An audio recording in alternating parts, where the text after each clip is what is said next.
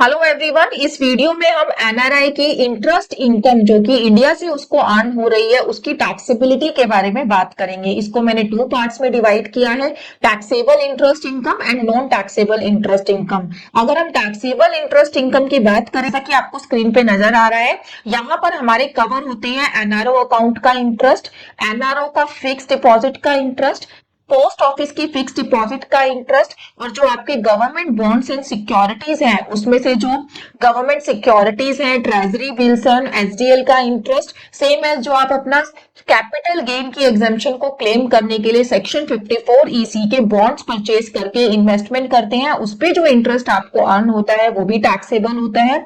वहीं foreign currency bond पे भी आपको टैक्स पे करना होता है। अब बात करते हैं कि टैक्स तो लग रहा है, बट कितना टैक्स आपको पे करना होगा।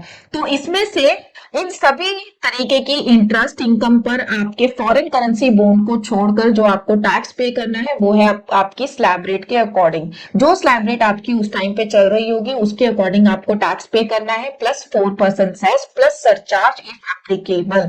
वहीं अगर हम टीडीएस की बात करें तो इन सभी इंटरेस्ट इनकम के ऊपर आपको टीडीएस भी डिडक्ट कराना होता है, except government securities and bond. TDS का रेट आपका रहेगा 30% प्लस 4% सेस, दैट इज 31.2%। यहाँ पर आपके दिमाग में बात आ रही होगी कि जो अगर मेरा स्लैब रेट मान लीजिए 10% है या 5% है तो मुझे 30% टैक्स क्यों पे करना है। तो इसके पीछे रीजन ये है कि जो आपका टीडीएस डिडक्ट कर रहा है उसको नहीं पता कि आपकी इंडिया में ओवरऑल इनकम कितनी है, तो वो हायर स्लैब रेट यानी कि 30% प्लस सेस के अकॉर्डिंग आपका टीडीएस डिडक्ट करेगा। आप जब अपनी इनकम टैक्स की रिटर्न को फाइल करेंगे तब जो भी आपका एक्स्ट्रा टीडीएस डिडक्ट हुआ है उसको एज ए डिडक्शन क्लेम कर सकते हैं। फॉरेन करेंसी बॉन्ड के केस में आपका जो टैक्सेबिलिटी रहता है वो 5% से 20% के बीच में वेरी करता है। इट डिपेंड्स कि उस टाइम पर स्पेशल रेट आपका कितना चल रहा है। और वहीं अगर मैं टीडीएस की बात करूं तो टीडीएस भी आपको यहाँ पर उतना ही देना है जितना आपका टैक्स रेट उस टाइम पर चल रहा होगा उसके अकॉर्डिंग।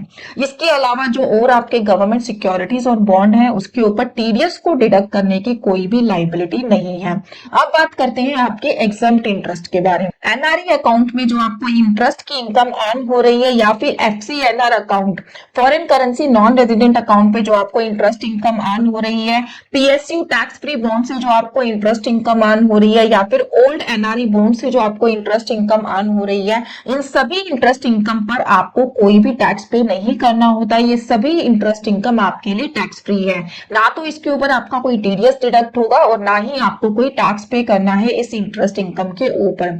तो ये थी टैक्सेबिलिटी एक नॉन रेजिडेंट इंडियन के लिए इंडिया में अर्न होने वाले इंटरेस्ट के ऊपर। Thank you so much.